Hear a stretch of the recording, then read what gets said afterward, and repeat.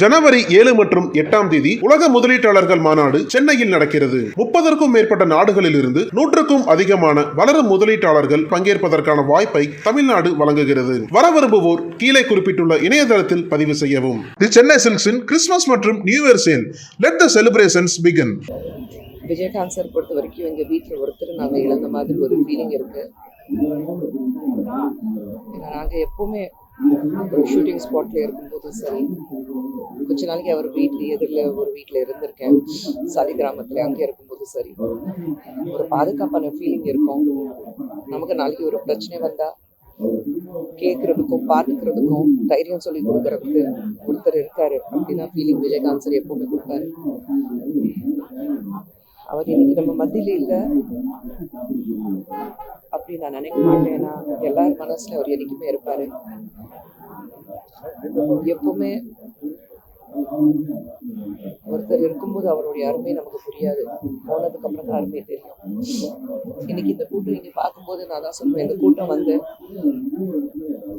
ஒரு மாபெரும் நடிகனுக்கோ இல்ல ஒரு அரசியல் தலைவருக்கு இல்லாம ஒரு நல்ல மனிதர் அப்படிதான். நீங்க இண்டஸ்ட்ரி மட்டும் இல்லை, வெளியில யார்கிட்ட கேட்டாலும் ஒரு உண்மையிலே ஒரு நல்ல மனிதர், ஒரு தங்கமான மனுஷன் அப்படி யாராவது கேட்டாக்கா கேப்டன் தான் சொல்லுவோம்.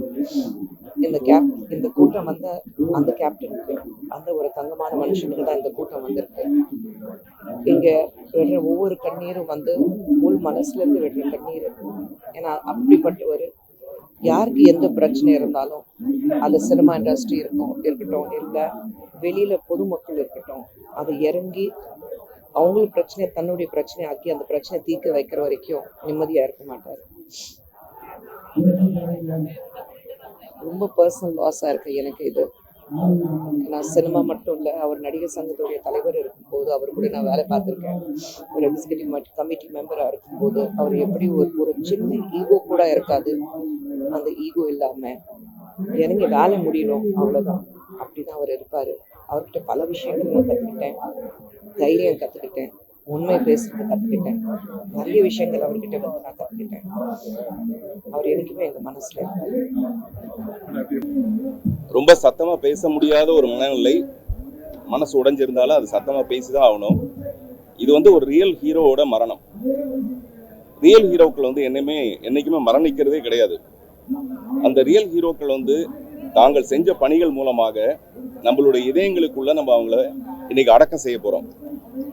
சீரியஸாவே விஜயகாந்த் சார் வந்து சினிமால நடிக்கணும்னு தான் ஆசைப்பட்டு வந்திருப்பாரு. ஆனா அவர் பெரிய ஹீரோ ஆனதுக்கு அப்புறம் செய்ய வேண்டிய உதவிகள் எல்லாமே அவர் ஆரம்ப காலகட்டத்தில் ரோஹிணி லாட்ஜில் இருக்கும்போதே அவர் நிறைய செஞ்சிருக்காரு. எனக்கு தெரிஞ்சு நான் வந்து ஒரு நடிகனுக்கு என்னைக்குமே நான் வந்து ரசிகனா இருந்ததில்லை. நான் சொல்றது என்னுடைய ஆரம்ப காலத்துல இருந்தேன். ஆனா ஒரு சிறந்த மனிதனுக்கு நான் ரசிகன்னா அது வந்து விஜயகாந்த் சாருக்கு சொல்லலாம்.